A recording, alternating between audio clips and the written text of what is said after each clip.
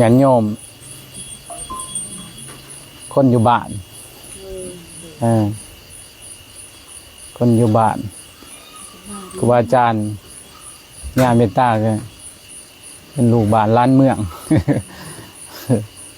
มาซอยสร้างซอยพัฒนาสร้างวัดภายนอกสร้างวัดภายในอ๋อเพิ่นมาจังมือเพิ่นมาได้ว่าเดือนหนึ่งยังบ่ฮอดเดือนหนึ่งโอ้ยังบ่ฮอดเดือนหนึ่งได้ห้องน้ำมันงามๆนี่เนาะห้องน้ำมันงามๆกุฏิ2 หลังมันงามๆศาลาห้องธรรมอีกกองต้นโพอีกโอ้บ่ธรรมดาหาตำเลสุดยอดเลยตำเลกองต้นโพพระพุทธเจ้าเพิ่นก็นั่งตัดสู้อยู่กองต้นโพนี่แหละต้นสีมหาโพธิ์จังว่าเฮาเป็นเครื่องระลึกคือกันได้นี่ต้นโพธิ์นี่พระพุทธเจ้าเพิ่น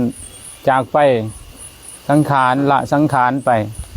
เฮาบ่มีแนวกราบเฮาก็มากราบต้นโพธิ์ก็เป็นบุญคือกันหรือกราบพระพุทธรูปแทนก็เป็นบุญเป็นบุญใหญ่เลยโอ้มันก็มีธรรมะจากญาเมตตาอีกเป็นพอธรรมะให้ฟังทุกมือบอกเป็นมาอยู่นี่เอาว่าเขาลงมาวันนี้โอ้ว่าลงมาเป็นไรโอ้วันพระน้องไหมเนาะต้องมาวันพระ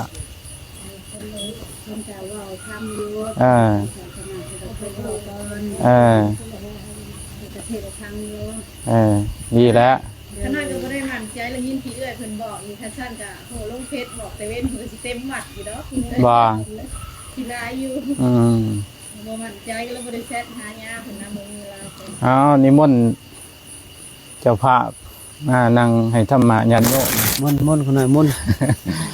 มนต์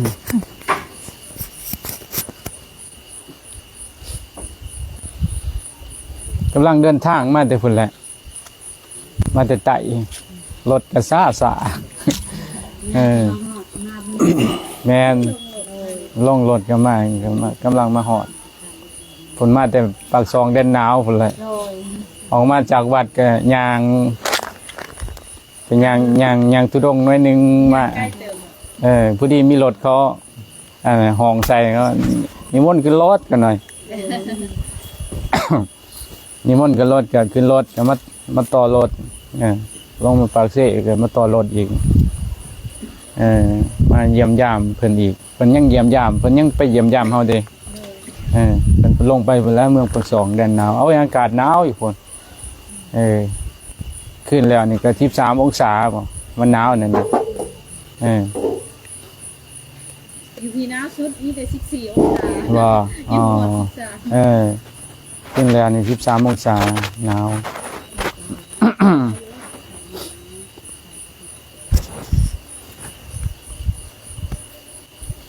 มีวัดมีว่านี่มาด้นแล้วเนาะอยู่นี่เนาะเกินมากก็เห็นหล่นเนาะศาสนาพุทธของเฮาดำเนินมาครึ่งแล้วได้นี่ครึ่งพุทธันดรแล้วได้นี่2,500 กว่าปีแล้วแต่ว่าพวกเฮาหันยังงมเท่าๆอยู่เนาะคือความหมายแบบงมเท่าๆแบบยังเลื่อไปอยู่นะบ่ท่านเดินทางตรงนะแม่นบ่บ่ท่านเดินทางตรงคือความหมายว่าบ่ท่านเดินทางตรงเฮาบ่ท่านปฏิบัติเอาจริงเอาจังนะตัวอย่างว่าคือย่าเพิ่นสอนว่าอานาปานสติ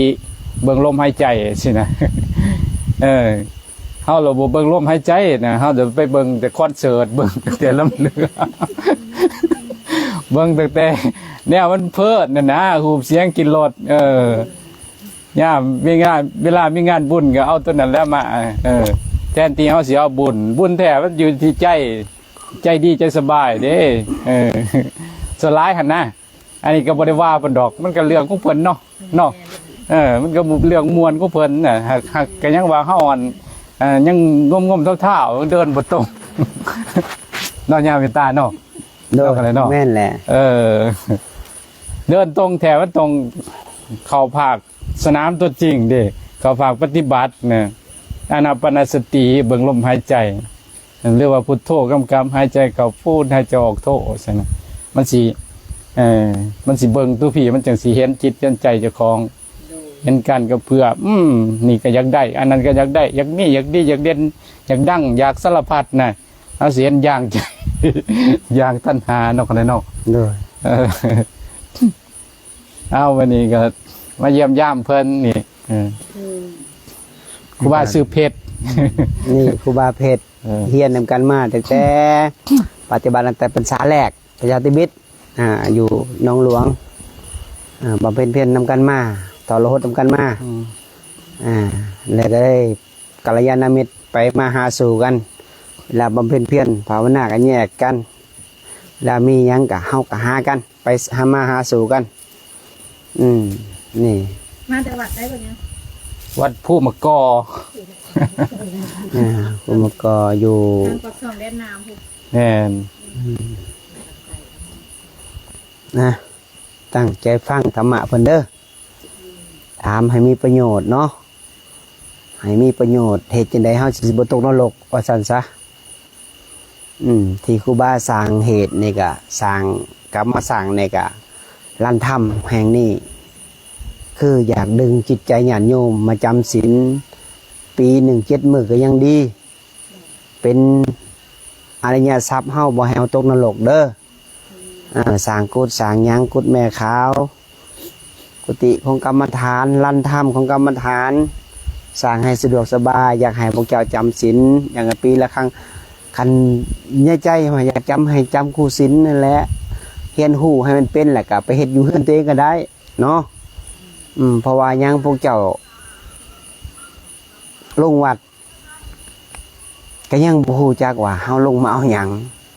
แม่นบ่ แม่น ลงไปมีแต่เอาแต่เลขลงก็บ่ฮู้จักว่าแบบใดบุญบ่ได้บาปบ่ได้สวรรค์แบบใดนรกเฮาบ่ฮู้จักก็เลยมีโอกาสแหละกลับมาสร้างบ้านตัวเองบ้านเกิดเพื่อสร้างลันธรรมเพื่อสร้างกุศลสร้างหยังเพื่อได้มีโอกาสมาเทศนาให้พวกเจ้าฟังให้ฮู้จักบุญฮู้จักบาปฮู้จักสวรรค์ฮู้จักนรกให้ฮู้จักสิ่งนี้เพราะว่าองค์สัมมาสัมพุทธเจ้าสอนเฮาให้ละสัวทำดีให้ฮู้จักบุญให้จักบาปฮู้จักบุญคุณของพ่อของแม่ถ้าเฮาบ่ฮู้จักสิ่งนี้บ่เคยฟังสิ่งนี้บ่เคยฟังธรรมะนี่ก็หนักเด้ไผบ่มักฟังธรรมะนี่ก็ตกนรกเป็นสัตว์นิรันดร์เด้เห็นบ่สัตว์นิรันดร์ฟังธรรมะบ่ฮู้เรื่องแล้วก็บ่อยากฟังพร้อมเอามือลงก็ได้เนาะนั่งฟังสบายๆเนาะมันสิหนักมันสิยาวเนาะอันนี้เฮาเกิดมาเป็นคนเต็ม32เนี่ยเพชรเนาะโดยเฮาต้องฟังธรรมะองค์สัมมาสัมพุทธเจ้าเพราะว่าศาสนาอนาคตการเฮาจะอยู่ได้ยาวไกลบ่มีมือสิ้นสุดเด้แต่ว่าอยู่ชั่วคราวเนี่ยเฮาแค่มาเที่ยวซื่อๆไม่บ่จะเผ็ด โดย เดี๋ยวก็แตกสลายร่างกายนี่เห็นบ่ใบใหม่ใบนี่มันหมดยาง มันก็ล่วงโรยเห็นบ่ใบโพนี่เห็นงามนี่มันยังงามเลยนี่มันก็ยังไม่คือล่วงโรยนะคนเฮาคือกันผมงอกนางเหี่ยวแก่สลาร่างกายต้องแตกแต่จิตดวงวิญญาณมันต้องไปต่อได้มันบ่ได้อยู่ได้ไปสิ่งใดแล้วนะตอนเฮามีชีวิตอยู่เฮาเคยกระทำบ่เคยรักษาศีลบ่เคยบำเพ็ญเพียรภาวนาบ่เคยมาจำศีลโมโหสถบ่นี่แหละแต่เฮาบ่เคยเฮ็ดสิ่งนี้นะมันก็เฮาก็ลงสู่ที่ต่ำอย่าให้เสียโอกาสเนาะอย่าให้เสียโอกาสจะเกิดมาเป็นคนแต่ละศีลลงมาจำศีลเด้อ จะมีพ่อแม่ครูบาอาจารย์วนเวียนมาแต่ละครั้งพระเจ้าก็ลงมาต้อนรับมาให้ทาน มารักษาศีลมาอ่อนน้อมถ่อมตนมากราบมาไหว้เพราะว่าเฮาเลยเวียนว่ายตายเกิดในวัฏฏะสังสารวัฏเนี่ยบ่ฮู้จักกี่จักภพจักรอบแล้ว แต่เฮาเป็นยังหน้ามืดตามัวอยู่นี่ยังหลง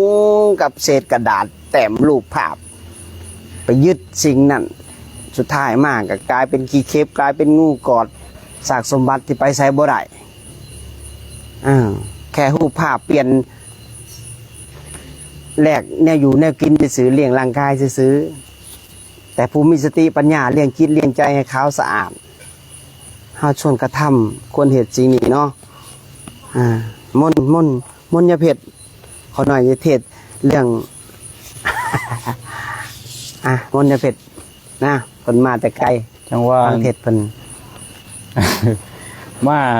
ก็สิมาแบบกระทันหันได้นี่เห็นธรรมะของเสานี่เนี่ยธรรมะของเสาจะได้แบบขอไผ่ไปเข้าห้องน้ำ เข้าห้องน้ำเลยก็ว่าตัวอย่างว่าถ้าว่าเฮาขี้ขานทั้งที่เวลาเฮากินอาหารเข้าไปนะครับโดยกินเข้าไปแล้วก็แน่นอนทุกสิ่งอย่างทางกายหรือว่าธาตุสีดินน้ำลมไฟมันยอมทำงานมันก็ทำงานของมันเด้สิ่งที่เป็นธรรมชาติในร่างกายของเฮานะมันทำงานของมัน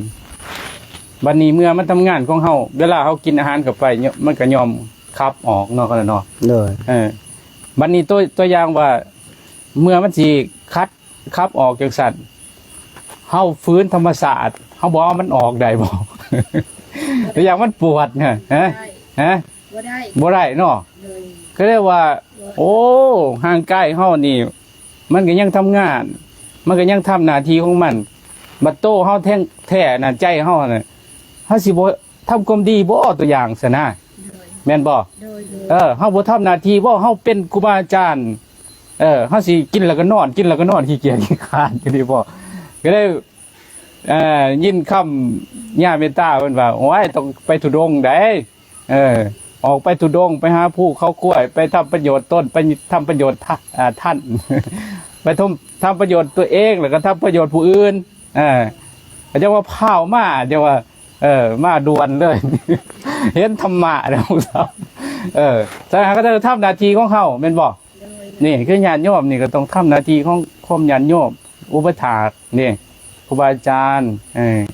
ท่านว่าเขาอยู่เฮือนกันเขาก็ทำหน้าที่ของความเป็นแม่ของความเป็นภรรยาที่ดีเนาะเป็นเมถาพ่อเฒ่าอะไรในเฮือนของเขานะบัดนี้นี่ก็วัดก็ว่าเขาก็ทำหน้าที่อนุเคราะห์ขันมาวัดก็ทำหน้าที่เป็นผู้ฟังที่ดี เป็นผู้ฟังที่ดีเด้ฟังมันได้ดีเด้ฟังครูบาอาจารย์เว้าประโยชน์ของการฟังได้ฟังสิ่งที่บ่เคยได้ฟังแล้วได้ฟังขึ้นตื่มอีกเนาะแล้วก็ฟังแล้วเข้าใจแจ่มแจ้งเข้าใจแจ่มแจ้งโอ้แล้วก็ทำความเห็นที่ถูกต้องคือความดำริความคิดของเขามันสิถูกต้องถูกต้องตามขนบธรรมเนียมตามข้องธรรมนะที่ครูบาอาจารย์เป็นย่าเป็นเว้าไปโอ้เฮาพิจารณาไปมันก็สิเข้าใจก็ได้ว่าห้อยบ่ธรรมดาเนี่ยการที่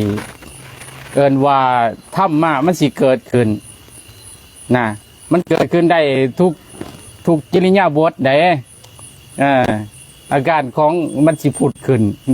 เนาะหญ้าเนาะโดยไผญาติโยมถามเพิ่นเด้อ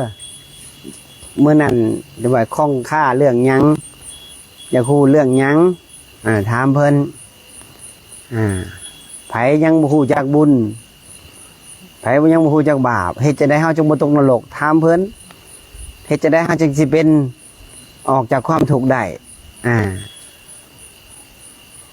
ทุกข์ย้อนหยังกูมื้อนี่ฮะอยากฮู้จักตัวบาปเฮ็ดจังได๋จะมันเป็นบาป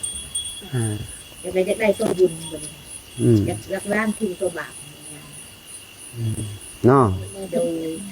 ไผอยากฮู้หยังก็ถามมน จารย์เพชรเพิ่น อย่าฮู้จักตัวบาป แต่จะได้ตัวบุญตัวบาปมันก็บ่ เคยได้ยินคำว่า สวรรค์อยู่ที่อก ได้บุญได้ตกใส่หัวน รกอยู่ที่ใจบ่เคยได้ยินบ่ เคยได้ยิน สวรรค์อยู่ที่อกนรกอยู่ที่ใจ มันอยู่ในใจของเฮาเลยล่ะบุญกับบาปนั่นนะมันเกิดจากใจพระพุทธเจ้าวันว่ามโนบุพังขมามโนสิทธาบนามายามาสิมาอันนะใจเป็นใหญ่ใจเป็นหัวหน้าใจเป็นประธานทุกสิ่งทุกอย่างสำเร็จด้วยใจ ใจนี่ถ้าเฮาฝึกมันคือฝึกเวลาฝึกมันนี่เฮาสิควบคุมมันได้เฮาสิเบ็ดมันได้เบ็ดมันได้คือมันสิมีความคิดออกมาเนาะคะแนนเนาะคิดออกมาปั๊บนี่เฮาสิฮู้ว่าความคิดออกมานี่แหละมันสิเป็นการกระทำของเฮาเมื่อกระทำลงไปนี่แหละมันสิแบ่งแยกว่าเฮาสิกระทำมันหยังลงไปสิกระทำเรื่องประโยชน์เรื่องดีบ่เรื่องบุญบ่คือบุญคือเฮาสร้างเหตุคำว่าบุญนี่มันมีทางเกิดเด้บุญเกิดจากการให้ทานบุญจะเกิดจากการรักษาศีลบุญจะเกิดจากการภาวนาบุญเกิดจากการอ่อนน้อมถ่อมตนบุญเกิดจากการค้นขวยบุญเกิดจากการอนุโมทนาบุญเกิดจากการพักธรรมบุญเกิดจากการแสดงธรรมแล้วก็บุญเกิดจากการทำความเพียรในถูกต้องสิเนี่ยเหตุแห่งบุญมีอยู่10อย่างเขาก็ทำเอาเป็นบ่ล่ะเขาคิดขึ้นมาเขาก็ทำเอาเวลาทำไปแล้วผลของมันก็คือมันสิใจดีใจสบายมันสิใจดีใจสบายมันสิมีความสุขนะคือผลของเขาบอกเบื้องต้นแหละเวลาเขาทายออกปัสสาวะออกผลของมันคืออย่างเขาปลดทุกข์เนาะเขาสิสบายนี่คือการในเวลาทำลงไปแล้วผลของมันได้รับคือความสบายใจมันนี่ตรงกันข้ามบาปเขาก็จะทำพวกดังกล่าวก็คือบวกภาวนาไปคบคนชั่วเป็นมิตรคบคนพลาดคบอบายมุขขี้เกียจขี้ขาดศาสนาหรือว่าเหตุผิดศีลหาตาสัตว์ลักทรัพย์ตัวดื่มของมึนเมาเนาะลองไปเหตุเบื้องหันผลของมันก็สิเป็นเหตุแนวถูกทุกทั้งทางกายแต่ก็ทุกทั้งใจน้ำนั่นแหละเป็นว่าไม่ใหญ่เป็นว่ากันมันอยู่ที่ความคิดจะคิดออกมาเขาสิกำจัดความคิดเท่าไรบ่ฉะนั้นย่าเมตตามันก็ได้ให้เฮามาฝึกวิธีขอบคุมความคิดคือฝึกสติคุมมันสิไปทางใดมันคิดดีก็ดีมันก็ดีตามตัวอย่างเขาก็กระทำดีไปมันคิดซัวเขาก็บ่ซัวน้ำมันเขาก็บ่เฮ็ดบ่ก็ลงมือทำมันก็บ่ซัวแม่นบ่นี่แหละว่าสิทางมากของบุญมันเป็นอย่างสี่คือบุญมันห่อนใจห่อนอกห่อนใจเรารอดนั่นแหละเกินว่าต้องโลต้องเป็นต้องโลต้องเป็นเนี่ยเฮาห่อนเนี่ยเกินว่ากายเป็นมนุษย์อยู่แต่ว่าใจเป็นเปรตใจเป็นตันเดรัจฉานใจเป็นตกชั้นนรกอสุรกายนะนี่แหละมันอยู่ที่ใจขอโอกาส ขอให้ย่าเป็นผู้เว้าเนาะขอโอกาสขอถามแนวสันจะบอกขอกราบขออันถามเนาะขนาดอย่าให้เอาเทศเรื่องพื้นฐานไงศีลห้ามีหยังแต่ละข้อมีความสัมพันธ์แนวใดถ้าพิษแต่ละข้อสิเป็นแนวใดขนาดหมดเลยมนต์โดนมนต์ได้ยุว่าสิ้นหาเนี่ยแพทย์จือเนี่ยไปได้เนี่ยไปได้ทองเป็นภาษาลาวก็ได้ต้องคู่สิ้นหาเนี่ยต้องคู่ขึ้นใจก่อนแล้วจังคู่ว่าสิ้นหามันมีอย่างเนี่ยนะต้องปริญญาตกจำไปเนี่ยได้หน่อยยังโมโหแห่บูสิ้นหาจะได้สิวจังหักษาสนอตัวเองบ่มีเงินจะได้สิวจักหักษาเงินสันนะแม่นบอกมันต้องมีก่อนเนี่ยมันจงหักหูจักหักษาคือการศีลคือการเจตนาเจตนาเวลาเพิ่นบอกขอไป ตัวอย่างว่าปานาติปาตาเวรมณีงดเว้นจากการหยังปานาติปาตาเวรมณีงดเว้นจากการขาสัตว์สัตว์นี่ก็หมายถึงแต่หมดพุ่นละขึ้นไปจนหอดมนุษย์พุ่นละคือบ่อยเบียดเบียนเขาอันนะเป็นยังจะบ่อยเบียดเบียนเอาเขาก็หักชีวิตเขาคือกันเป็นบ่หมดนี่ความมันหักชีวิตของมันนี่มันตื่นแต่เช้าพุ่นไปหากินกันสังเกตมันบ่ได้รับได้นอนมันก็หักชีวิตของมันไปหากินมาคนมาซอยกันเป็นกำลังเห็นตีหมดแดงเนาะมันเห็นเขาไปเบียดเบียนเขาก็เป็นถูกตัวแม่นบ่เขาก็เป็นถูกสัตว์น้อยๆนะฮะคือเพิ่นว่าสัตว์ที่ใหญ่เท่าใดมีคุณเท่าใดมันแห่งมีโทษหลายเท่านั้นแต่คันสัตว์น้อยๆยังซ้ำนี่ตัวอย่างมันเป็นอาหารคนบัดเวลาสัตว์ใหญ่ๆขึ้นไปอีกคือสร้างหมางูควายสิมันเฮ็ดเวียกให้คนได้แม่นบ่เฮ็ดเวียกให้คนได้ไถนาให้คนได้กินตัวอย่างสร้างสิ่งแก่เครื่องแก่ของหยังต่างๆมันก็ยังมีคุณหลายเมื่อมันมีคุณหลายมันก็ยังมีโทษหลายซั่นน่ะบัดนี้มนุษย์อีกนี่เฮาไปขามนุษย์นี่มนุษย์แห่งมีคุณหลายแม่นบ่มนุษย์นี่สามารถเฮ็ดทุกอย่างคันเขาฝึกกันนะคันเขาเรียนรู้แห่งดีกว่าสัตว์อีกฉะนั้นการฆ่าสัตว์เพิ่นก็ได้ว่าตัวอย่างคือเฮาฆ่ามาตุฆะสิเนี่ยฆ่าพ่อฆ่าแม่สิพ่อแม่มีคุณบ่สุดยอดเลยตัวนี้นี่เป็นอนันตริยกรรมนักเลยฆ่าพ่อฆ่าแม่เพราะว่าพ่อแม่ให้ทุกอย่างเฮาให้เลือดให้เนื้อให้ชีวิตดีแต่ว่าเพิ่นเวลาคลอดออกมาเป็นบ่บีบคอตาตั้งแต่ยังน้อยเนาะยอดเพิ่นหักเขาเพิ่นให้ทุกอย่างเฮาเลี้ยงเฮามาเนี่ยเอาไปฆ่าเพิ่นเป็นบาปใหญ่ซั่นน่ะแต่ก็ฆ่าพระอรหันต์น่ะสินี่ผู้มีคุณหลายอันน่ะสาระเพิ่นก็ได้ข้อนึงนะนี่ห้ามฆ่าสัตว์เนี่ยรวมถึงสัตว์มนุษย์นำนะสัตว์เดรัจฉานสัตว์มนุษย์ห้ามฆ่าห้ามเบียดเบียนบ่ฆ่าบ่เบียดเบียนสิได้กินบ่ตัวอย่างแม่นบ่บางคนสิถามน้อยๆเนาะบ่ฆ่าบ่เบียดเบียนก็ได้สิได้กินข้าวสิได้เฮ็ดสิได้หาสิได้ใส่เบ็ดใส่หม้อซั่นน่ะหลวงปู่ซ่าเพิ่นว่าเจ้าผลิตเป็นบ่เครื่องนุ่งจังซี่เนี่ยผ้าแพร่จะคือได้ใส่สมเทียบเบิ่งหาเนาะเจ้าผลิตเป็นบ่อันนั้นกะโลหรือว่าอย่างต่างๆนี่เครื่องใส่เครื่องซอยในเฮือนในซ่านเจ้ารถเจ้าผลิตเป็นบ่จะคือได้เนาะมันก็เปรียบเหมือนอันเดียวกันนี่แหละปูป้าคือกันนั่นแหละมันมีในตลาดเป็นบ่เฮาก็มีเงินแล้วก็ไปซื้อเอาเงินนั่นแรงที่หาเฮาก็หามาโดยสามารถอาชีพโดยการที่ถูกต้องมันก็มีอยู่วิธีหาเงินแม่นบ่โดยการที่เฮาบ่ไปใส่หม้อโดยการที่เฮาบ่ไปขาไปเบียดเบียนสัตว์อื่นนะนั่นแหละเข้าใจเนาะเขาก็ไปซื้อเอาในตลาดที่ว่ามันเขาขาแล้วมันตายแล้วนะนี่แหละขั้นหาเจตนาที่จะหักษาศีลข้อหนึ่งนี่ข้อนี้นะโทษของมันอีกอย่างโทษของศีลหานี่ขาแล้วอายุสั้นแม่นบอกเลยขาโคตรดีโอขาสัตว์ขาอย่างนี่โคตรดีอายุสั้นเอาสมเทียบนี่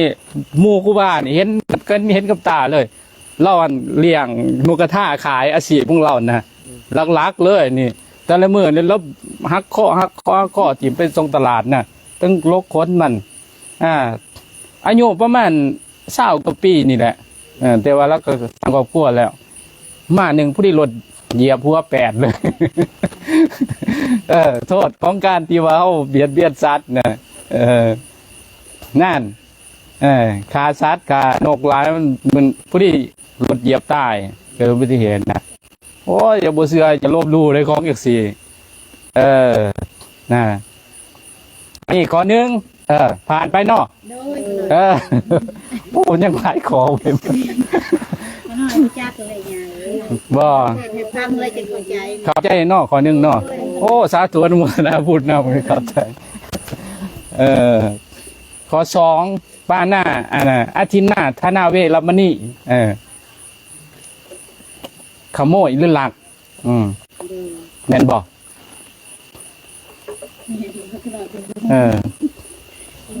ห้ามลักเด้อข้อหนึ่งห้ามขาดสัตว์สองห้ามลักข้อหมายว่าลักนี่อย่างว่าเฮาเป็นผู้ถือเขาลักนี่สิเฮาสิรู้สึกจังได๋รู้สึกเสียใจเนาะมีเงินก่อนสุดท้ายตัวอย่างยังก็อยู่ได้นี่แหละมุ่นมรดกยังต่างๆก็อยู่ได้นี่แหละยาพวกพญาก็นี่แหละเขากินก็อยู่นั่นแหละเงินก่อนเดียวทุกอย่างนี่เลี้ยงชีวิตทุกชีวิตเนี่ย10ชีวิตในเฮือดนี่มีก่อนเดียวนี่แหละมื้ออื่นซะก็เอาหลักเอาไปแม่นบ่โอ้ความรู้สึกมันสิซ้ำได้เกิดว่านะถ้าว่าเขาเป็นผู้ถือหลักนะนั่นพระพุทธเจ้าก็ได้ออกก่อนนี้มาเพราะฉะนั้นว่าความหมายว่าหลักตัวนี้เนี่ยมันเนื้อในมันยาวแม้แต่เขายืมเงินคนนี่นะ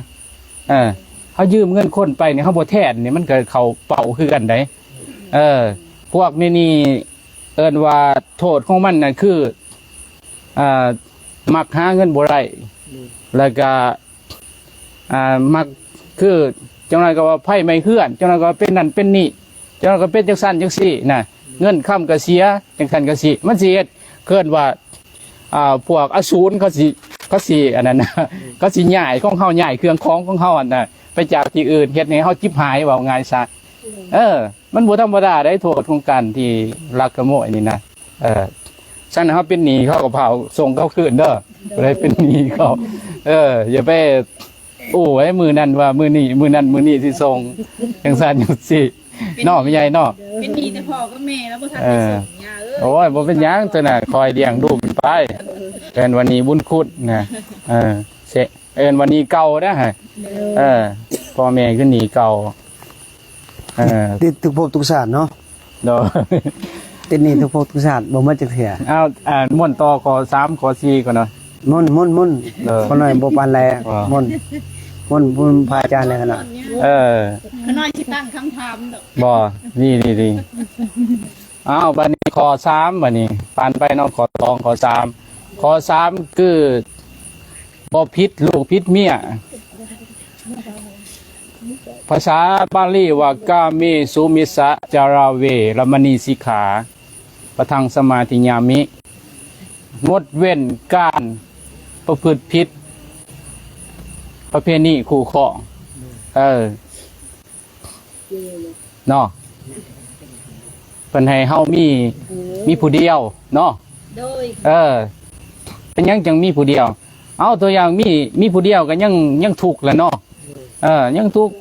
ยังกังวลยังจังซั่นจังซี่ก็ย้อนของ2อันมาอยู่นำกันมันก็ยอมดับกันได้เนาะแม่นบ่แต่ละมื้อแต่ละวันนี่ค่อยได้น้อยเจ้าหลายๆมันสิเถียงกันได้เนาะแต่อย่างว่ามีเมีย2คนซะนะของ2อันมารวมกันเมียน้อยเมียใหญ่แต่อย่างมันก็สิดับกันได้เนาะแต่ละมื้อแต่ละวันมันก็สิสร้างคอนเสิร์ตอยู่ได้เนาะเถียงกันสร้างคอนเสิร์ตพาหมอวี่ไปข้างนั้นไปข้างนี้ถวยบวงวี่จังซั่นจังซี่แล้วมันสิผิดกันนะตลอดวิวาทกัน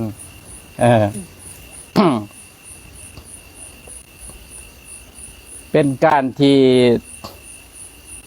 ตัวอย่างว่าเข้าไปกินลูกกินเนี่ยคนอื่นมันก็ลำบากของไผของเล่าแหละของถือของเฮามันก็ยังบคักนะถือลูกเมียเฮาเขามาอันนั้นมาเหตุมาทำลายมันเฮากับสิมักจะบอกแม่นบอกเพื่อเป็นการความสงบเพื่อความสงบสุขเพื่อความอยู่เย็นเพื่อการที่บ่พิษทะเลาะวิวาทกันในครอบครัวหรือว่าในบ้านเมืองนี่มั่วกันอยู่มันก็เปรียบเหมือนสัตว์ดิลสารได้แม่นบอกเบิ่งแม่หมูหมาเดือนเก่านี่โอ้ยบทสนได้แม่มันก็บทสนพอมันบทสนเนาะกันเนาะเฮาเป็นมนุษย์เป็นผู้ใจสูงเพิ่นว่าเหมือนหนึ่งยุ่งมีดีที่แววขนเพิ่นว่าหากใจต่ำเป็นได้ที่เพียงโคตร ยอมที่ตนได้เกิดมาใจสะอาดใจสงบใจสว่างถ้ามีครบควรเอิญมนุษย์สาเพราะคิดถูกทำถูกทุกเวลานะเฮาคิดถูกเฮาเฮ็ดถูกก็ทำถูกมันก็สิดีกว่าสัตว์เดรัจฉานนี่สัตว์เดรัจฉานมันบ่ได้มีปัญญาคือคนเด้เนาะสัตว์เดรัจฉานนี่มันมั่วไปเลยบ่จักแยกแยะบ่จักผิดจักถูกจักชั่วจักดีจักอันนี้ก็เฮาก็เป็นมนุษย์ก็ให้มันดีกว่าสัตว์สาเนาะให้ฮู้จักว่าอันนี้ของข่อยให้ฮู้จักว่าอันนี้ของเจ้าเพื่อความถูกต้องปรองดองกันเพื่อความอยู่นำกันอยู่เย็นเป็นสุขนะโทษของการที่มีสู่นี่นะว่าลิ้นของปืนนี่โอ้บ่ธรรมดาเลยตายได้ไปตกนรกเนี่ยเกิดมาก็ยังเป็นกระเทอะอีกยังบูแต่กันแถมธรรมดาเลยบางครั้งเกิดเป็นสัตว์เดรัจฉานกันถือตัวผู้ตัวยังมันตัวพุงตัวใหญ่นะมันกัดอันผ่ากัดอวัยวะเพศขาดพวกเพื่อว่ามันบ่ให้อะไรห่วมเพศสัมพันธ์น้ำมันหันนะให้มันห่วมเพศสัมพันธ์ผู้เดียวมันหันนะผู้ที่เจ้าพุงหันนะไปอยู่ในพุงเขาหันเขากัดอันถะขาดกันอวัยวะเพศขาดพวกมุธรรมดาเนี่ยวิจากนั้นกะเกิดเป็นมนุษย์กะเป็นกระเทอะมากกว่าจะเป็นกระเทอะมุธรรมดาเดี๋ยวโอ้ยแต่หลายภพหลายศาสตร์เนี่ยมันถูกมันลำบากเนี่ยการที่พิษถูกพิษเมียคนอื่นการที่พิษกาเมนี่นะนั่นแหละสะดันไปก็ได้มวยเฮามวยเฮาเจตนาเฮามวยมาเฮาเฮ็ดจังซั่นให้เฮาหยุดย้อนเพราะว่ามันสิ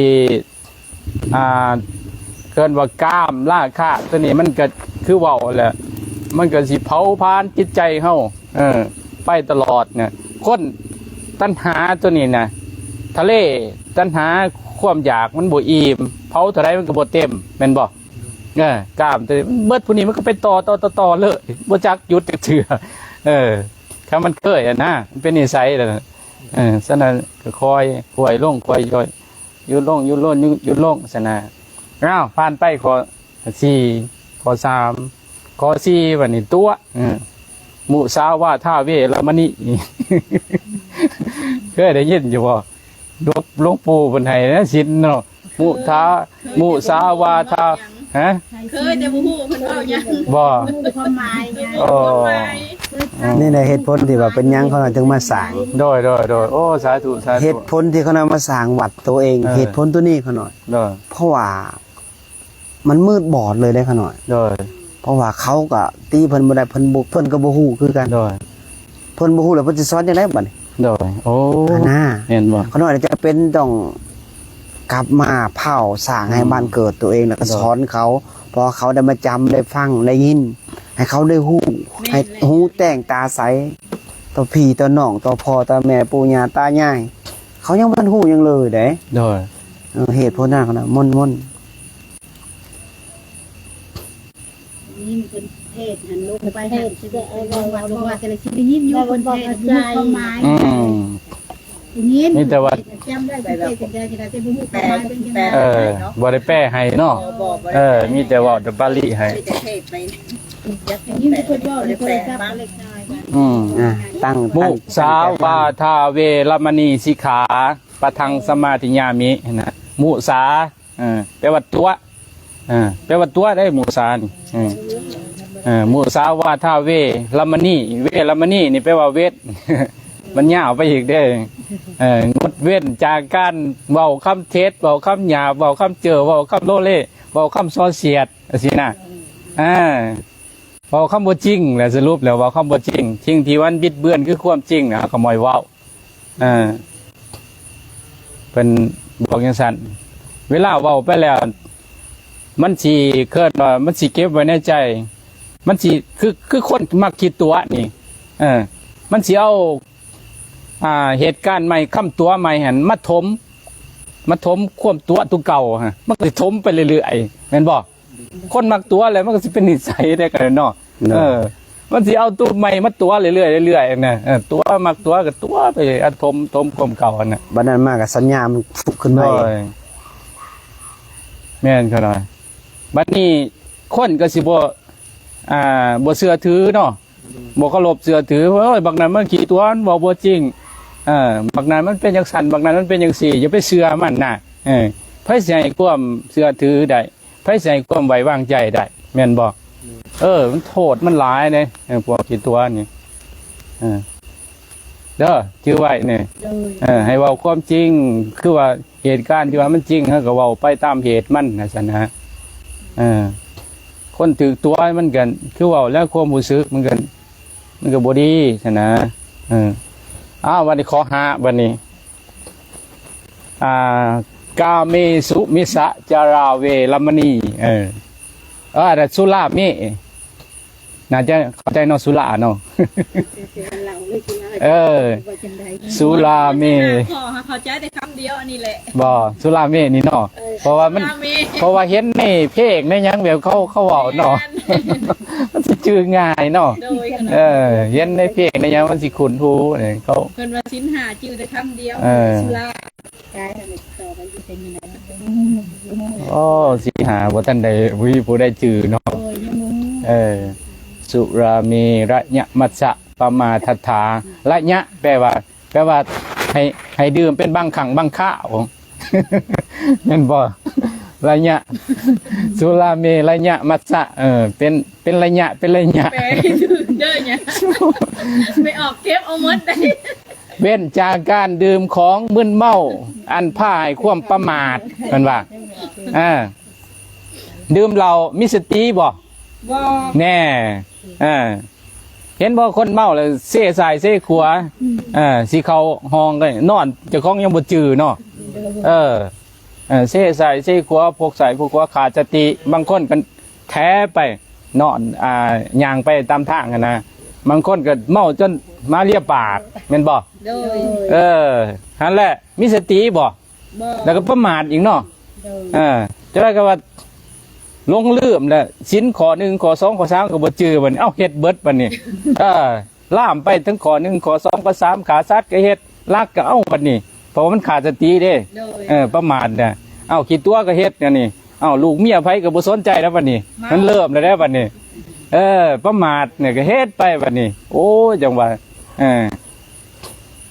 การดื่มของมึนเมาดื่มเหล้าดื่มเบียร์มันเฮ็ดให้สติเฮาบ่ดีกันกินก็กินจากที่ว่า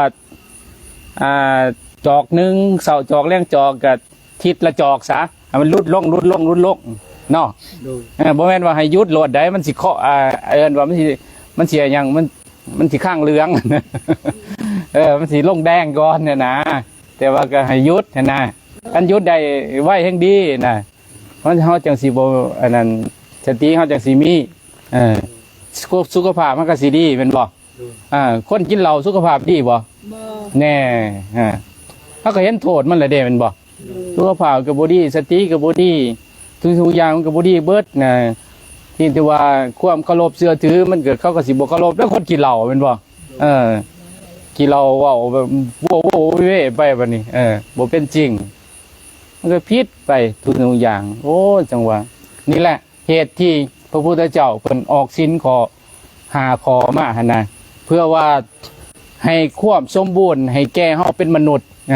เพราะว่าศีล5นี่น่ะมันคือครึ่งกลางๆระหว่างมนุษย์กับอันนั้นนะอบายภูมิ4สวรรค์กับอบายภูมิ4สินะเขาเป็นมนุษย์สินะเขาสิเอาอบายภูมิ4บ่อบายภูมิ4มันมีเปรตวิสัยสัตว์เลื้อยคลานอสุรกายสัตว์นรก4อย่างอบายภูมิ4ภายในสิเอา บ่เอา สิเอาบ่ บ่คันแต่หึง คันสิเอาคันบ่เอาเฮาก็ต้องรักษาศีล5บริบูรณ์สมบูรณ์ โดยขนาด เจตนาให้เวลามันเกิดกับเฮาแล้วสถานการณ์เฮาก็งดเว้นซั่นนะเคิ้นว่าหลีกเลี่ยง ขอหน่อยบ่ได้แต่ข้อหนึ่ง ฮะ บ่ได้แต่ข้อหนึ่ง ปานาบ่ปานาติปาตาเวรมณีพยายามเอาอันแหละจากขา ไปตลาด แล้วก็มันลดลงเนาะกันเนาะ โดย ไปตลาดเอาไปตลาดเอา ไปตลาดเอา พยายามสุด ข้อหาเนี่ยมันมียาเสพติดนะมันเป็นบอกเนาะ อืม มียาสูบยาเสพติด มันก็ร่วมเบิดเนี่ยโดยของประมาท เอาไว้ยาหมกเด้อ อบายมุกต่างๆ ทุกอย่างเลย เราย่าป้าแป้งสิ่งที่ของมึนเมาหั่นแหละ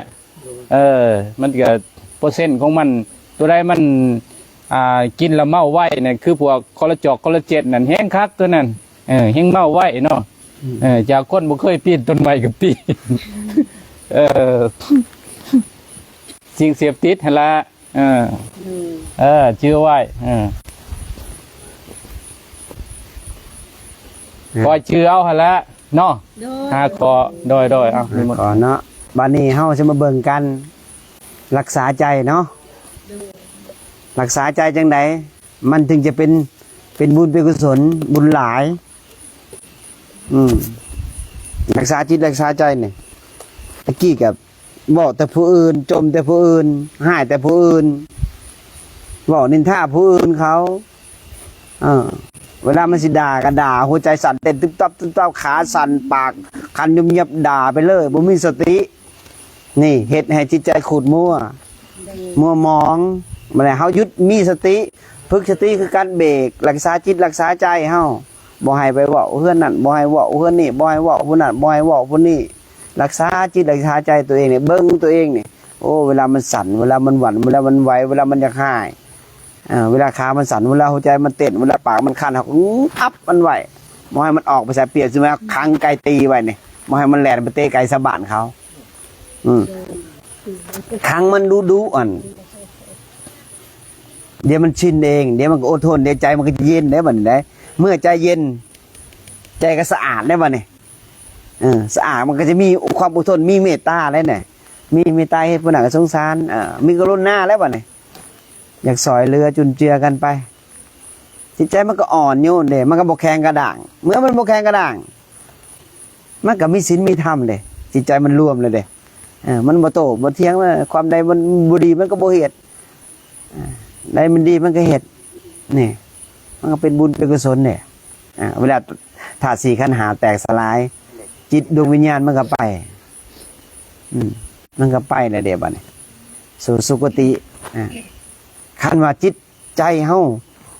ขูดมั่วเปรียบเสมือนน้ำมีสีนี่มันดำมันบ่ใส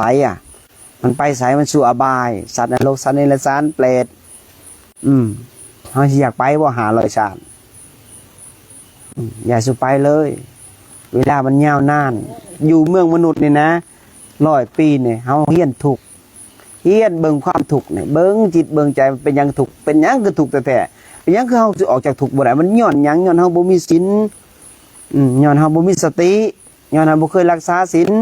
พอจมให้มันรักษาศีลโอ้ยข่อยฆ่านั่นฆ่านี่ฆ่าไปหมดเลยมันตายไปฆ่าขึ้นสวรรค์ไปสวรรค์บ่ได้ย้อนหยังย้อนข่อยฆ่าตอนเขาเป็นมนุษย์นี่มันตอนมีชีวิตอยู่หาแต่เงินโอ้ยหาแต่แนวอยู่แนวกินหาแต่เงินมาตายแล้วมันร่างกายแตกสลายใกล้สิตายเลยเข้าห้องหมอแหละคว้าหาบุญคิดแล้วมันเสียใจเลยกูเป็นคนคือกูพวกเขารักษาศีลมาเป็นพระวนาเนี่ยเมื่อบ่รักษาศีลแล้วก็เขาก็บ่มีโอกาสแล้วมันจะกลับมาสิไปซ่อมแซมห่างกายที่มันเฒ่าแล้วมันหนุ่มคือเก่าได้บ่ได้แล้วเนาะหมดโอกาสเพราะฉะนั้นนี่แหละจังหวะรักษาจิตรักษาใจเขาวัดเขาว่านี่ก็วัดจิตวัดใจวัดคุณงามความดีสิ่งที่เฮากระทำอยู่ที่เหตุเฮาการกระทำของเฮาตอนเฮามีชีวิตอยู่เฮาจะทำเป็นหยังเฮาอยากเป็นคนเฮ็ดเอาอยากเป็นเทวดาเฮ็ดเอาอยากออกจากความทุกข์เฮ็ดเอาอยากไปสู่ความหลุดพ้นก็เฮ็ดเอาเฮามีโอกาสแล้วเด้ตอนเฮามีแขนมีขามีไม้มีมือคันเฮาธาตุสี่ขันธ์ห้าแตกสลายเฮาบ่มีโอกาสแหละมันบ่มีแขนมีมือสิดำหน้าก็ดำบ่ได้สิวันกล้าก็วันบ่ได้สิย่างไปก็ย่างไปบ่ได้มันเกิดจากเหตุการณ์เฮากระทำทำสิ่งใดได้สิ่งนั้นเหตุบุญเหตุดีได้ดีเหตุชั่วได้ชั่วเปรียบกับเสมือนเนี่ยผ้าขาวเนี่ยพระธาตุสมบูรณ์ว่าผ้าขาวตั้งทั้งหน้าเจ้านี่นะมีหลายถ้วยจะเลือกกินนี่ตัวใดเจ้าแสบตัวใดเจ้าหมักแม่นบ่จะเลือกกินแม่นบ่กันหน่อยแต่เฮาบ่เลือกกินเฮาก็บ่อิ่มแล้วเฮาก็บ่กินเฮาก็บ่อิ่มแล้วบุญคือกันเฮาบ่เฮ็ดเฮาก็บ่ได้เนาะให้เบิ่ง เบิ่งจิตเบิ่งใจนี่เวลาเฮาเฮ็ดเวียกเฮ็ดงานนี่เฮาจักเฮาบ่มีเวลานั่งลูกหลานนอนปุ๊บเบิ่งลมนอนเบิ่งก็ได้นะเบิ่งลมหายใจตัวเองนี่นะเวลาเฮาอยากเบิ่งจิตเบิ่งใจเบิ่งเสียงกระทบมาโอ้มันจังหายก็อดทนไว้เมื่อเดียวมันจะดีขึ้นเองลมหายใจนี่เป็นเสียงที่ตัดกรรมตัดเวรพวกเจ้าตัดทุกสิ่งทุกอย่างอย่าไปเอาอย่างอื่นตัดกรรมตัดเวรมันตัดกันบ่ได้ดอกคันผู้อื่นเขาตัดกรรมให้กันได้พี่ภาษาบ้านนั้นเราเขียนคงสิบ่มีแม่นบ่ แม่น ค่อยไปนอนอยู่พี่ภาษา4 ปีเต็มอยู่พี่ภาษานั้นเราเขียนนี่ก็เห็นแต่โลงศพเห็นแต่กระดูกแม่นบ่ใส่ผู้ใดตัดกรรมให้ไผเก่งกว่าพระพุทธเจ้าขอยสิบอกเลยในโลกใบนี้บ่มีไผเก่งเท่าพระพุทธเจ้าพระพุทธเจ้าเก่งแท้ๆยิ่งตัดกรรมตัดเวรให้ไผบ่ได้มีแต่4ทางไงทางย่างเจ้าสิย่างสุดเส้นก็ย่างบ่ย่างก็เรื่องของเจ้าขอ4ทางบอกเจ้าแล้วเพราะขาอยู่กับเจ้าขาบ่มันอยู่นำเพิ่นนี่แต่เฮานี่ไปงมง่ายไปเสือเรื่องที่มันตัดกรรมตัดเวรคันมันตัดให้กันได้โตมันก็บ่มีพี่ภาษาแล้วบ่ดูอย่างนี่แหละเหตุผลที่เป็นหยังครูบาจะกลับบ้านเกิดอยากมาสอนพวกเจ้าอย่างน้อยๆปีหนึ่งให้พวกเจ้าจำศีล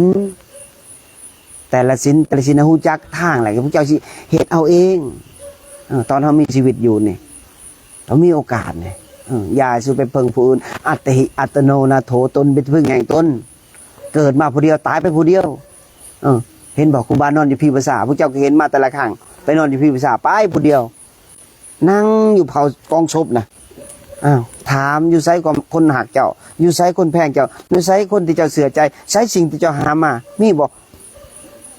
เขาว่าผัวตายหักแต่ตอนอยู่นะเวลาตายไปญาติพี่ผัวตัวเอง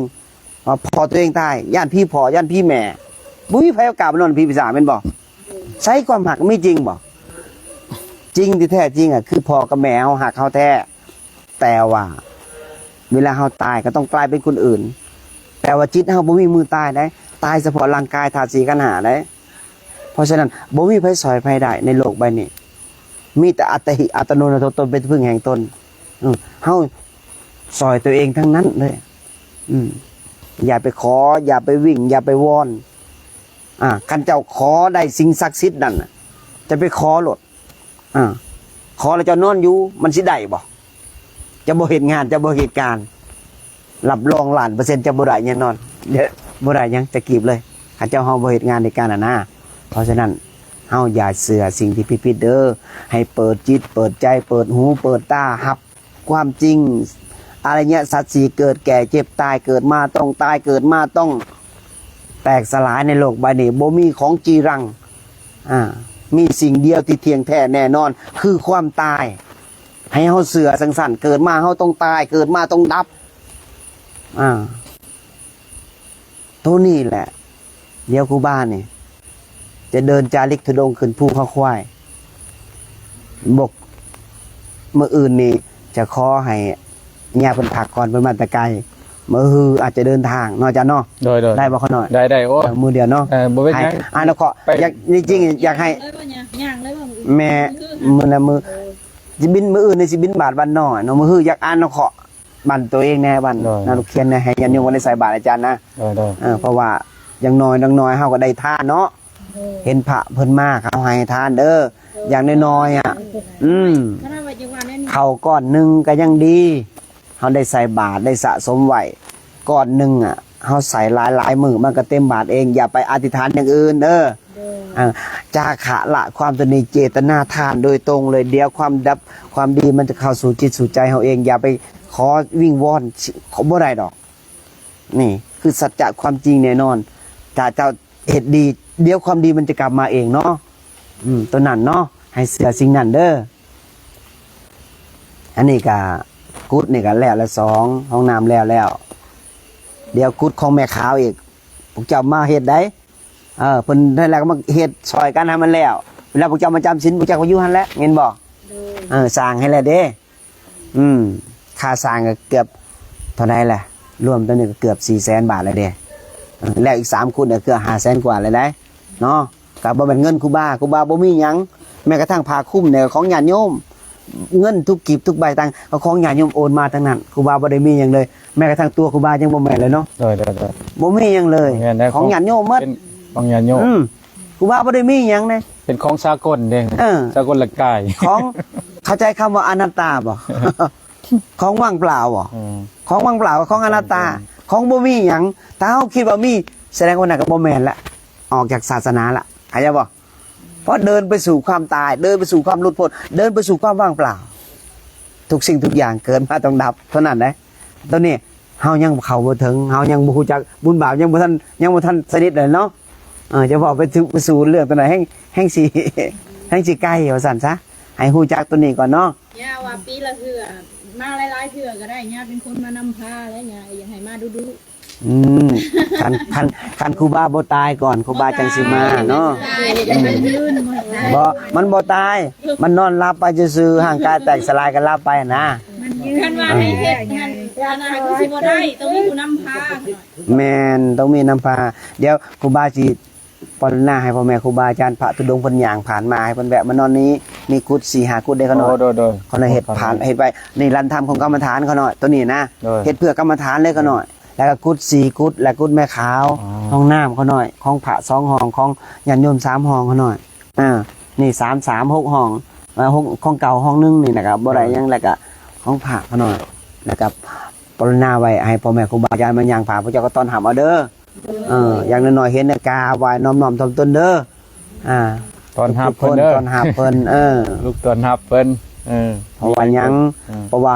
หูตาเฮาบอดกันเฮาได้แจ่มใสแล้วก็เฮาได้ไปสู่สุคติได้ยินบ่เพราะว่าครูบานั่นเขาพี่วิชาจนแจ่มแจ้งแล้วเนี่ยมีโอกาสก็จะพาอาจารย์เพชรเป็นเขาเองเนาะ โดย เขาตลอดไปนี่คือผู้ว่านี่จาริกคำใช้นอนห่างเดินจาริกไปเรื่อยๆจะมีแต่ธรรมะกับสมาธิสู่ ได้สิได้สังเข้าบ่เนี่ย บางบินทบาทซ้ำนั่นแหละโอ้ยญาติโยมเขาก็เห็นผ่าเขาก็ใส่บาตรนะเนาะไปเรื่อยๆก็มีอยู่ห้องใดก็แสวงหาแน่ในมันสิเอาตัวเองหลอดเนาะไม่สิอดเฮ้ยบ่มีปัญญาคนบ่มีปัญญาแล้ว เฮ็ดต้องมีตรงก่อย พระพุทธเจ้าสอนให้มีปัญญาผีเผลอน่ะบ่มีดอกผีที่จริงก็นั่งอยู่นี่นะผีเบิดแล้วนี่ ละยินอยู่แต่น้อยจนหัวงอ อันนี้ก็ผีคือกันนี่ผีเด้อนี่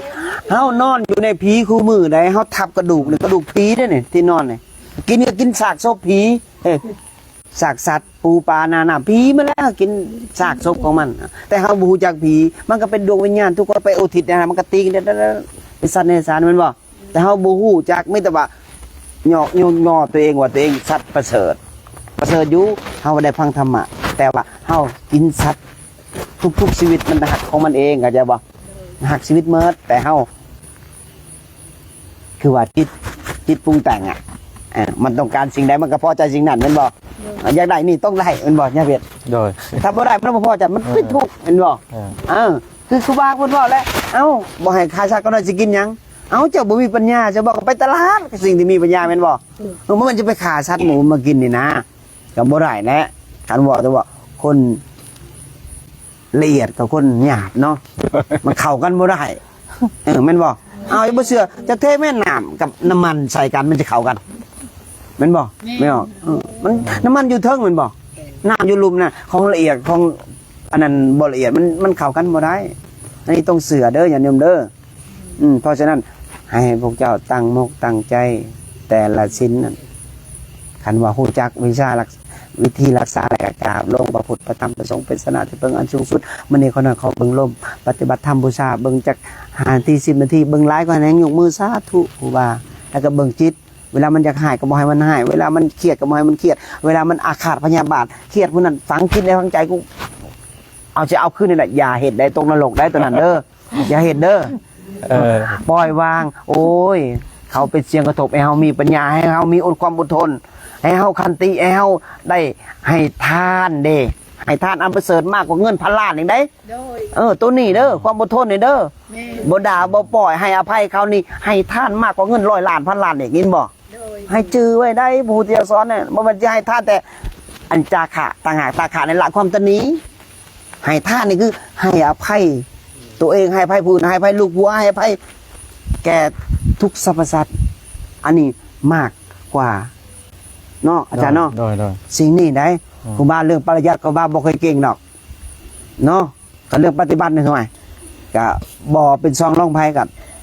เนาะ โดยโอ้ ตัวนี้นะ ถากแรดตัวนี้ เพราะว่า อยากว่าเรื่องนี้ แต่ก็บ่ว่าดีกว่าเนาะอ่ะสุดท้ายมากก็ขอเนี่ยเพชรเพิ่นนวล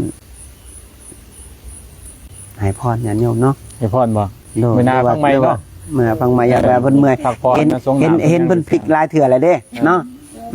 ญาติโยมภูเขามาเบิ่งก็มีเรื่องถามหยังก็อ่านให้เด้อลูกเด้ออดีวเพิ่นมาคุ้มกองให้ใครแหละมีคนถ่ายกองให้คงสิได้ลงคลิปอยู่ดอกบัดนี้ตะกี้มันบ่มีคนถ่ายกองให้ โดย เพราะว่าหยังเพราะว่าเด็กคนที่มือกองน่ะก็ไปอินเดีย3คนตัวน้อยนะครับทีนี้ก็มีเฮาจาริกสุดนี้ก็จักสิมีหลายคนอยู่เนาะเพิ่นไปผู้ว่าควายสิฮอดมื้อใดก็ค่อยๆไปเนาะเนาะ โดย ไปแบบมีสติไปแบบบ่พาวบ่พังได้ก็หน่อยได้ไปแบบเฮาเฮ็ดจังได๋เฮาสิเอาน้ำเปลี่ยนน้ำร้อนให้เป็นน้ำเย็นเนาะ โดย ไปเรื่อยๆพักผ่อนบ่ แล้วแต่มุนเทศต่อก็ได้แล้วแต่มุนว่าจังอย่าว่าจันเมื่อมาเมื่อย พอ ฮะเทศต่อบ่ ยังเกาะ มนต์เพชรต่อ เดินต่อบ่ มนต์เพชรต่อขน้อยสิตั้งคำถามให้เด้อ ให้เฮาสิ่งที่พระพุทธเจ้าเพิ่นเฮ็ดให้เพิ่นบอกว่าเฮาเฮ็ดแทนกันบ่ได้คือย่าเพิ่นเว้าว่าน่ะเฮ็ดแทนกันบ่ได้เฮ็ดให้กันบ่ได้คือเว้าเรื่องว่าตัดกรรมตัดเวทนั่นน่ะมันตัดได้บ่มันตัดบ่ได้เป็นหยังถึงตัดบ่ได้เอ้ามันการกระทำของผู้นั้นเฮาสิไปเปลี่ยนกรรมของคนอื่นมันเปลี่ยนบ่ได้แม่นบ่เอ้าตัวอย่างว่าเฮาได้ฐานะมาซ้ำนี้ความรวยความจนเฮาได้มาจังซี่ย้อนหยังย้อนกรรมเฮาได้รูปร่างหน้าตาลักษณะเนี่ยแนวนี้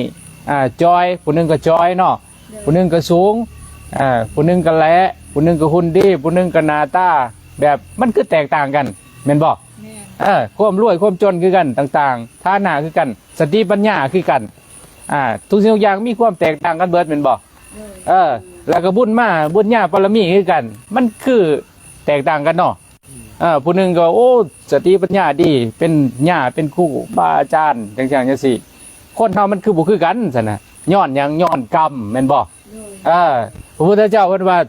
สิ่งที่พระพุทธเจ้าเฮ็ดให้บ่ได้หรือว่าอันนั้นมันโดนบันดาลบ่ได้ให้บ่ได้คือ4อย่างนะอันที่1กรรมแม่นบ่เพิ่นว่าเพิ่นก็ยังเว้าเด้กรรมพันธุยังกัมมังกลิสันติกัลยานังว่าปะปะกังว่าตัสสะทัญญาธาปวิสันติยังประมาณนี้นะไผเหตุกรรมอันใดไว้เป็นบุญหรือเป็นบาปจะดีหรือจะชั่วก็ต้องได้รับผลของกรรมนั้นนั่นไหล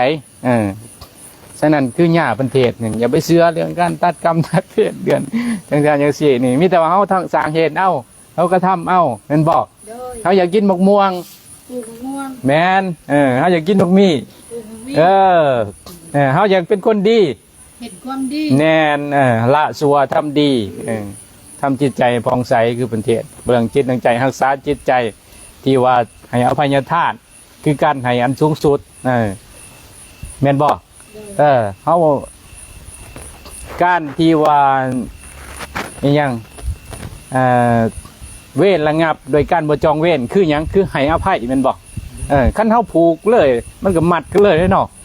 เจ้าโกรธค่อยๆเจ้าโกรธค่อยๆเจ้าบ่สุดบ่จบบ่สิ้นจักเทื่อนั่นแหละนี่แหละเขาให้อภัยไป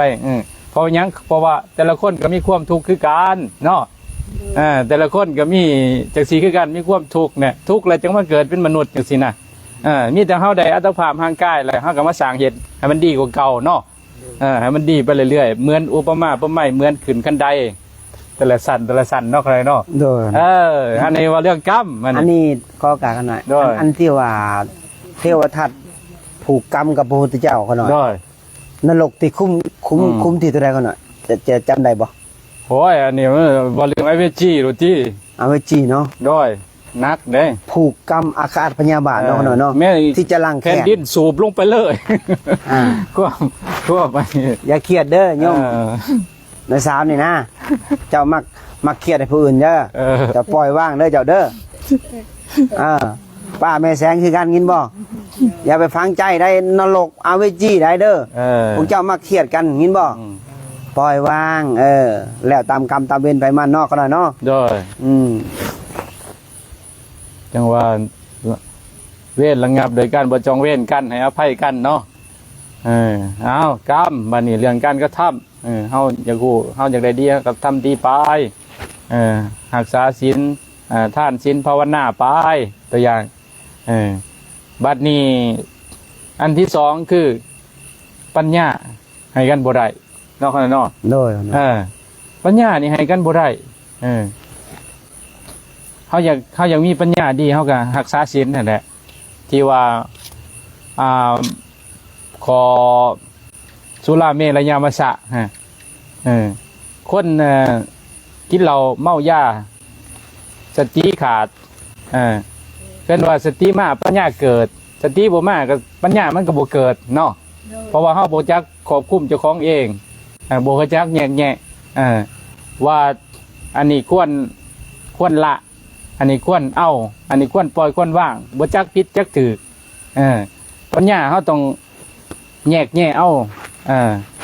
สิ่งเหล่านั้นนะแล้วปัญญาที่แท้ปัญญามันมี2ปัญญาทั้งโลกปัญญาทั้งธรรมนำเด้อปัญญาทั้งโลกคือเฮาเห็นนั่นแหละคิดนับตั้งแต่เรื่องการสร้างโลกพี่เนาะเขาใส่ปัญญาใส่ความคิดเอาตัวอย่างว่ายนต์อยู่เทิงอากาศพูนบินมันคือบินได้เนาะมันก็ย้อนความคิดย้อนปัญญาของเขาเนี่ยปัญญาทั้งโลกนะน้ำอยู่ในกล่องแผ่นดินพูนเขายังมีปัญญาเอามาใส่ได้เนาะนั่นแหละเฮาก็ย้อนความคิดปัญญาทั้งโลกแต่ว่าปัญญาทั้งธรรมนี่คือเฮาเห็นทุกสิ่งทุกอย่างมันเป็นของบทเทียงเป็นเหตุการณ์สถานการณ์นั่นเพื่อว่าไม่เฮายึดติดไม่เฮายึดติดนี่ห่างกายนี่มันเทียงบ่เทียงแน่แต่ก่อนนี่โอ้ยหน้าตาปึ้งปังเด้งดึงเนาะเป็นสาวเดี๋ยวมาเดี๋ยวนี้เนี่ยเดี๋ยวมันก็ผมเปลี่ยนสีเลยนี่แหละเกิดเฮาเห็นจริงเรานี่มันบ่เทียงเพื่อว่ายังเพื่อว่าให้เฮาปล่อยว่างเพื่อว่าให้เฮาเศร้ายึดมันถือมันหนาให้เห็นตามความเป็นจริงเพื่อว่าใจเฮาสิโล่งสบายนี่แหละคือหญ้าเพิ่นอุปมาไม้นี่เบิ่งที่สังเกตเบิ่งใบเทิงนั่นน่ะเขียวสง่างามเนาะเวลามันกัดกินกืนกินย่างมันก็เบิดไปเลี้ยวร้อยก็เบิดไปเลี้ยวแรงก็เบิดไปทุกอย่างก็เหี่ยวแห้งไปตกเป็นถาดดินน้ำลมไฟคือเก่าตกเป็นดินเกิดจากดินก็กลายเป็นดินขึ้นเนาะนี่แหละโตเฮาคือกันนี่เกิดมาจากไสเกิดมาจากดินจะเกิดมาจากดินได้อาหารที่พ่อแม่กินกับไปรอเลี้ยงดินน้ำไฟลบมันก็กลับขึ้นมันเป็นลาดตายไปก็ล่มออกก่อนแล้วก็ถาดไฟถาดน้ำถาดดินแล้วมันสิไปขึ้นนะตอนเกิดมันก็ดินน้ำไฟลบมันออกมาจากดินก่อนเด้ออกมาจากถาดพ่อก่อนถาดพ่อถาดแม่ผสมแล้วก็มีถาดน้ำรอเลี้ยงเนี่ยแล้วก็เกิดออกมามีอุณหภูมิมีถาดไฟแล้วก็ถาดลบมันนี่มันจังเสียเวลาตายไปมันก็กลับขึ้นสู่ธรรมศาสตร์ขึ้นแสดงว่ามันบ่เที่ยงเนาะหันเฮาเอาตัวนี้เฮาเอาปัญญาตัวนี้ว่าปัญญาเฮาฝึกเอาให้กันบ่ได้เนาะแล้วก็ความชีวิไลของธรรมะคือญาเมตตานี่ปัญญาของเพิ่นนี่โอ้บ่ธรรมดาเวลาเพิ่นเว้าธรรมะขึ้นมานี่พูดขึ้นมาเฮาเฮ็ดได้บ่คือเพิ่นบ่ได้เนาะว่าบ่ได้นั่นแหละความชีวิไลของธรรมะนี่มันของไผของเรามันให้กันบ่ได้มันอยู่ที่การฝึกเอาเองการปฏิบัติเอาเองเด้โยมอยากได้ก็ต้องปฏิบัติเอาเองเนาะโยมสิเข้าใจโอ้มันเป็นว่าฮู้เฉพาะตนภาษาอะไรวะนะเป็นปัจจตัง ปัจจตังเป็นฮู้เฉพาะตนคือเฮาดับกิเลสเฮาได้นี่ ความโลภความโกรธความหลงเฮาได้นี่คนอื่นบ่ได้เฮ็ดให้เฮาได้เด้มีแต่เฮาเฮ็ดเอาเองแม่นบ่ แม่น นั่นแหละเอิ้นว่าสติปัญญาของเฮาน่ะเฮาเฮ็ดเอาเองเอิ้นว่าความ โด จริง ย อะไรของธรรมะ นะนี่วันที่อันสุดท้ายอันที่สี่บ่มีทุกสิ่งทุกอย่างบ่มีเรื่องบังเอิญเด้อการที่เรามาเจอกันนี่ย่าเมตตาเพิ่นมาเกิดนี่เป็นลูกเป็นหลานในบ้านหลานในเมืองจังซี่ลูกในบ้านหลานในเมืองจังซี่ย้อนว่าเฮามีความเกี่ยวข้องกันเฮาเคยสร้างบุญมานำกันสร้างบารมีมานำกันเฮาจังได้มาเจอกัน แล้วก็มาบอกมาสอนกันเอิ้นว่าเคยเป็นครูบาอาจารย์เนาะเพราะว่าการเวียนว่ายแต่เกิดนี่มันหลายภพหลายชาติเด้มันบ่แม่นว่าจึงเคยเกิดแต่ชาติเดียวนี่มันบ่แม่นเด้ท่านย้อนอดีตได้คือพระพุทธเจ้าเบิ่งอดีตศาสตร์ได้ ลงไปสิฮู้เด้คือเพิ่นย้อนอดีตเพิ่น500ศาสตร์เพิ่นย้อนของเพิ่นนั่นน่ะเพิ่นก็มาเว้าให้ฟังเบิดศาสตร์นั้นเกิดเป็นนั้นเกิดเป็นนั้นเกิดเป็นนั้นแล้วก็สิ่งที่เคยเกิดร่วมกันคือพระอานนท์พระโมคคัลลานะหรือสารีบุตรต่างๆมีความเกี่ยวข้องกันก็มาเกิดกันนํกันอีกเฮาคือกันนะจังว่าความทุกสิ่งทุกอย่างมันบ่มีเรื่องบังเอิญเฮามาฟังธรรมะสิก็บ่มีเรื่องบังเอิญเคยรู้จักกันเคยอันนี้กันนะเคยเป็นญาติเป็นน้องกันเคยเป็นนั่นเป็นนี่กันจังว่าให้เฮาเบื่อเมื่อเคยแล้วก็ให้เฮาเบื่อเฮาจะเป็นอีกบ่คือเก่านี่เพราะว่ามันทุกข์ เนาะการเกิดชาติปีทุกขาการเกิดเป็นทุกข์เนาะทุกข์บ่โอ้ยทุกข์เนี่ยทุกข์ทั้งทางกายทุกข์ร้อนทุกข์หนาวทุกข์สารพัดทุกข์นั่นทุกข์นี่ทุกข์ทั้งด้านใจจิตใจอีกทุกข์นั่งทุกข์ทั้งด้านอารมณ์โอ้ยจังซั่นจังซี่ทุกข์หลายจังว่าจังซั่นเด้อนี่แหละขอโอกาสเขาหน่อย โดย อารมณ์นี่เด้อเบิ่งอารมณ์นี่เด้อไปอยากบ่อยากมีความถูกอินบอกอารมณ์หยังอารมณ์ความพอใจความโกรธความหลงเนี่ยอารมณ์ที่มันออกมาเบิ่งมันนี่แหละเฮาทุกข์ย้อนตัวนี้แหละทุกข์ย้อนไปตามอารมณ์มันบอกกันหน่อยโดยสิ่งใดพอใจกับอารมณ์ตัวนั้นกับไปตัวนั้นเมื่อบ่ได้ดังใจก็เป็นทุกข์คือบอกลูกบ่ได้ดังใจก็เป็นทุกข์บ่ทุกข์อกใจกินข้าวก็บ่แซ่บนอนก็บ่หลับแม่นบ่โอ้ทุกข์แต่ทุกข์ว่ามันก็มันเกิดมาอย่างนี้บ่เว้าอีกน้ำตาไหลอยู่ตัวนี้แหละเฮาเบิ่งมันเด้อพอได้เห็นอารมณ์ตัวเองนี่สุดยอดเลยเด้นั่นแหละทำอันประเสริฐเลยแหละเบิ่งอารมณ์แต่เฮาสุดท้ายบ่เบิ่งดอกเบิ่งแต่ใดมันมุนๆเพิ่นได้ยินเพิ่นฟังๆเนาะโดยม่วนกันหน่อยชื่อได้ยังแน่ล่ะเพิ่นครูบาอาจารย์เพิ่นเอามานี่ได้ยังแน่ล่ะว่า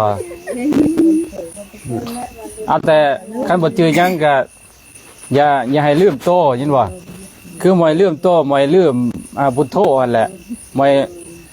ให้รู้สึกโตตลอดลืมยังก็อย่าแต่อย่าลืมโตยินบ่ลงยังก็อย่าแต่อย่าให้ลงพุทโธหรือว่าลงลมหายใจแม่นบ่อย่าลืมลมหายใจเจ้าของเอายังบ่ได้ก็ดิมีแต่ว่า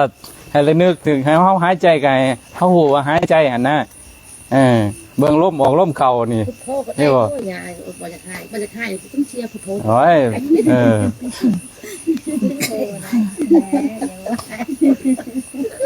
นั่นโยมผู้นั้นละมักถามนี่ถามยังอยู่บ่ผู้นั้นถามแม่ไปถามแม่ถามอยากฮู้ยังยังตั้งคำถามให้ยามเพศแต่ว่ามันเดึกแล้วพอแล้วหน่อยอ๋อมันเดึกแล้วบ่เอามื้อหน้าเนาะซั่นเนาะว่าแสดงว่าเริ่มอิ่มธรรมะแล้วจ้ะมันยังให้ถามต่อมื้ออื่นตอนแรกมื้ออื่นนั่นมาไปคิดคำถามมาเด้อซั่นเด้อไปคิดคำเว้าคิดคำถามมามื้อเลยร่วมไม่ออกใหม่อีกไงสิได้ไลฟ์กว่านี้นะขน้อยสิโอ้เดี๋ยวอนุโมทนานะบุญนำใช่เขาบ่ทันฮู้หยังนี่เขาบ่ทันฮู้นี่ยันแต่ย่าเมื่อยแหละมื้อ8ค่ำลงมาเด้อไม่ออกมื้อทั้งธรรมะจำเมื่อจะค่ำแล้วดีแล้วเป็นบุญเป็นกุศลนั่นล่ะจำน่ะ ความจำความจือสติให้มีสติธรรมะท่องไว้ธรรมะ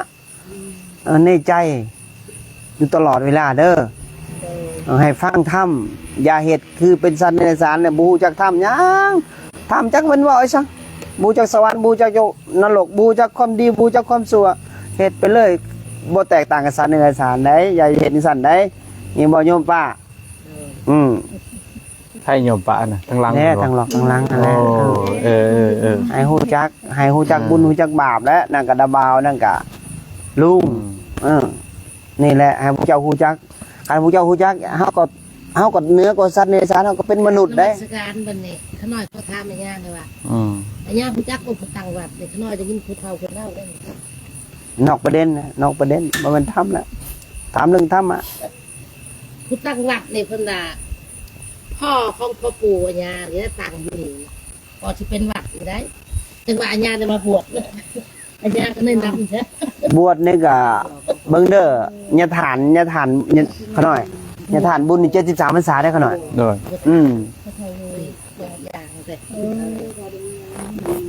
เพราะอนัญญาทานเพิ่นน่ะ73พรรษาขน้อยขน้อยบวชแต่ยังแต่7ขวบได้ขน้อยบวช7ขวบ8ขวบขน้อย7ปีโดยโอ้แล้วก็เพิ่นสอนละโมตัสสะนะขน้อยโดยอันแสยังก็ไม่บ่ระบาพลบแสไม่ล้านเนาะไม่ล้านเลยคนบ่ปากเนาะญาทานเพิ่นเนาะเพิ่นเขียนหนังสือน่ะบ่ปากกะตีแบบใส่ลิ้นน่ะแล้วก็ยคูบูนน่ะหมุนปุ่มอ่ะใส่น้ำตาไหลอยู่เฮาว่ายังน้อยเท่านั้นเนาะก็ดื้อแน่ตามภาษาชนน้อยเนาะดื้ออันนี้แหละบ่ได้ดื้อแน่ดื้อคนดื้อแต่ว่าดื้อทางที่ถูกปองเด้ดื้อทางลุกแต่ไปอันนั้นงานจิตนิมนต์เขาหน่อยเขาหน่อยงงกับจะฐานเขาหน่อยนะจะฐานบุญเนี่ยเขาหน่อยแล่นนี่นะเขาหน่อย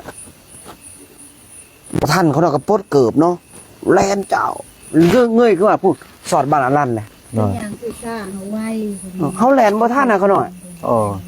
เงินบ่ท่านเขามือเนี่ยอัฐิเพิ่นเขาหน่อยใส่เจดีย์เขาหน่อยอยู่ตังวายน้ำเขาหน่อยแต่เขาหน่อยเมื่อนั้นน่ะสุดท้ายมาเป็นก้อนเขาหน่อยโอ้ให้อาเกตจับอาเกตน้ำตาไหลฟรอกเลยตอนเพิ่นเสียนั่นคนหน่อยเพิ่นนอนใต้ศพเพิ่นคนหน่อยนอนใต้ศพให้น้ำเพิ่นย่อยลงมาใส่กุบานนะแต่เพิ่นมันน้ำบ่ย่อยบัดนี้แล้วพอออกบุญนั่นไปปัดเนาะไผได้ยินไปปัดศพเพิ่นน่ะไปปัดแหละครูบาไปจับขาเนาะห้องลั่นหมดหอแจศาลาเด้เบ้เขาเลยไปนอนใต้ศพปนั่นได้เขาหน่อยไอ้ศพผมแม่ครูบาอาจารย์เขานอนไปนอนใต้ศพให้น้ำศพไหลลงมาใส่กันหน่อยนะหวังว่าแต่ว่าเพิ่นเข่าลิมิตเขาน้อยแล้วเข่าลิมิตเขาน้อยให้เขาหน่อยไปบวชกรรมฐานนะเพิ่นมาให้บวชแบบอยู่วัดบ้านนะให้วัดป่านะไหลอ้อมหอแจกเลยในลิมิตบ่ในลิมิตน่ะเขาหน่อยเขาอธิษฐานในจิตชาตินี้ต้องเป็นพระกรรมฐานให้มันได้บวชมาปฏิบัติอย่างเดียวโอ้แต่ว่าเห็นความสำคัญเนาะโดยแล้วเขาเอาหูเพิ่นเอาทีเพิ่นแล้วก็ถ่ายไว้แล้วก็กรอบไว้แล้วก็สิเฮ็ดเจดีย์เพิ่นเรียบร้อยแล้วขน่อยแต่ว่าเขาหน่อยบ่ได้ออกเงินหนักมีแต่ญาติโยมเงินเรือจากสร้างศาลาก็สร้างเจดีย์เรือจนเด็กเขาก็ยกมาสร้างตัวนี้ให้มันหมดศาลาให้หมดบ่ให้มันเหลือก็หน่อยอันนี้สิสร้างศาลามาปุ๊บแต่มีเขาหน่อยก็สิซอยถ้าบ่มีปัจจัยซอยเขาหน่อยก็ซอยเหือซอยแห้งสาธุนี่ก็มาสร้างบ้านตัวเองบางครั้งก็มนต์ปรณาไว้ว่าอาจารย์มาก็มาแวะมานอนมาเทศนาให้ญาติโยมเขาฟังกรรมฐานมาก็มาเก่งจะได้ยังเฮ็ดไปโรงเรียนบ่ได้ถือปึ้มเก่งจะได้เก่งนี่ปึ้มมีปึ๊บเชื่อบ่จำมาบ่โอ้ยบ่มีไปโรงเรียนบ่ได้ถือปึ้มน้ำมักแต่เนี่ยดึงออกจนเลือดจนไหลเขาหน่อยถึกไว้ก่อนพี่ถึกโศกกระดานโอ้ยทุกข์ลำบากเขาหน่อยใช่เนาะเรื่องหลังแล้วเดี๋ยวสัญญามันจะเกิดเนาะหับพ่อเด้อบัดนี้เด้อขอให้ญาติโยมทางบ้านจงมีแต่ความสุขความเจริญเนาะเห็นแจ้งในธรรมเนาะเดี๋ยวมันมืออีก2มื้อนี่มืออื่นมือฮื้อจะจาริกตุดงขึ้นภูเขาควายทางนี้ก็มอบให้ญาติโยมดูแลเด้อ พากันหลังห้องน้ำปัดกวาดบามีพ่อแม่ครูบาอาจารย์มาพักมาเช้าพระเจ้าก็ต้อนรับเด้อถ้าพระเจ้าต้อนรับพระพ่อแม่ครูบาอาจารย์มาแต่อื่นแต่ไกลพระเจ้าจะได้บุญหลายเนาะเพราะฉะนั้นจงให้ฮู้แจ้งในธรรมตามความเป็นจริงอย่าหลงอย่าไหลเด้อให้ฮู้จักสัจจะความจริงเนาะให้ฮู้จักองค์สัมมาสัมพุทธเจ้าเขาเกิดมาแล้วให้ฟังธรรมะหลายๆให้ฮู้แจ้งตาใสเห็นตามความเป็นจริงด้วยเถิด สาธุสาธุ สา สาธุอนุโมทา